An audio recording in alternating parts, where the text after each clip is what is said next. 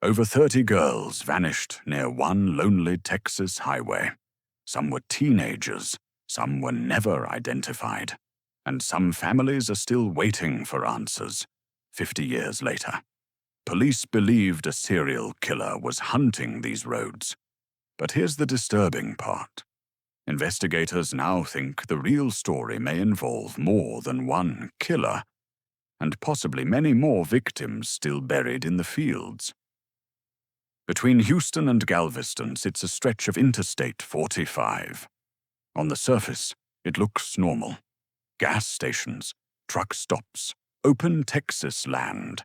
But locals know something terrifying about this area. For decades, girls kept disappearing here. Then bodies started appearing in remote marshes and empty fields. The media gave it a chilling name, the Texas Killing Fields, and even today, nobody fully understands what happened there. Part 1. The First Victims. The nightmare began in the early 1970s. Young women started vanishing around the I-45 corridor. Some disappeared while hitchhiking. Others were walking home. A few simply vanished without explanation. Then police began finding bodies dumped in isolated fields near Leak City, Texas. Many victims had been strangled. Some had signs of assault. And almost all were left in places difficult to access, unless you knew the land very well. At first, investigators treated each case separately. That may have been their biggest mistake, because while police worked isolated investigations, the killer kept hunting. One of the most heartbreaking cases involved 17-year-old Carla Jan Walker. She was kidnapped from a bowling alley parking lot. Her boyfriend watched helplessly as a masked man dragged her away at gunpoint. Days later, her body was found dumped near a remote road. For decades, her killer escaped justice, and her case became one of many connected to the growing terror surrounding the killing fields. Part 2. Fear takes over Texas. By the 1980s, fear had spread across southeast Texas. Parents warned daughters not to drive alone. Teenagers stopped hitchhiking. Women avoided empty roads at night. But the disappearances continued. Then came the case that shocked the entire country.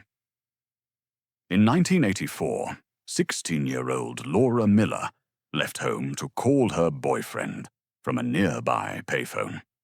She never came back. Search teams later found her body in a remote field. The location was horrifying.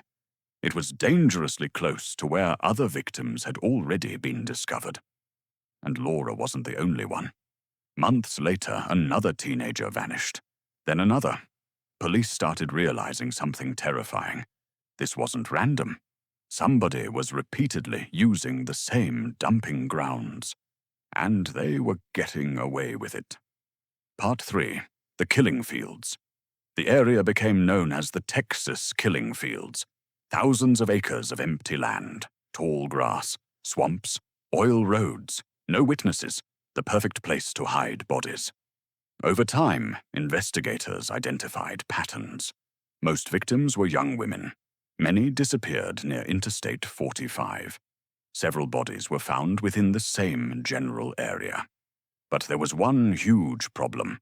DNA technology barely existed at the time. Evidence was lost.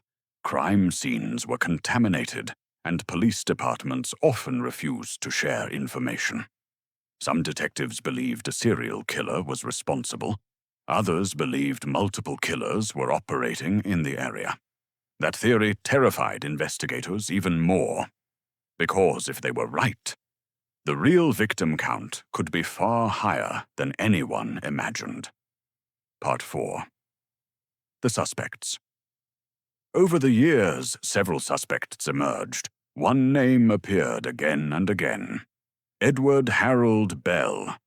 Bell was a convicted murderer who later claimed he killed multiple girls in Texas. He even sent letters describing unsolved murders. Some investigators believed he was connected to the killing fields. Others thought he was lying for attention. Then there was another suspect, Clyde Hedrick. He became one of the most discussed names in the investigation after police connected him to one victim through DNA evidence.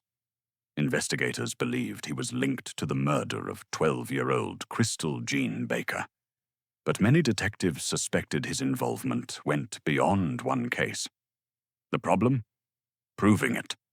Because decades had passed, witnesses died, evidence disappeared, memories faded, and every year, solving the mystery became harder. Part 6. The Dark Theory. But here's where the story becomes truly disturbing. Some experts don't believe the Texas killing fields was the work of one serial killer. They believe it was a hunting ground, a location used by multiple predators over decades. Think about that for a second. Different killers, different victims, same dumping grounds. That possibility changes everything, because if it's true, the full number of victims may never be known, and somewhere beneath those empty Texas fields, more bodies could still be waiting to be discovered. Ending. Today, the Texas killing fields remains one of America's darkest unsolved mysteries. Families still wait for answers. Investigators still chase leads, and the highway still stretches silently between Houston and Galveston, hiding secrets buried for decades. But for the first time in years, there's hope. DNA technology is reopening doors once thought permanently closed.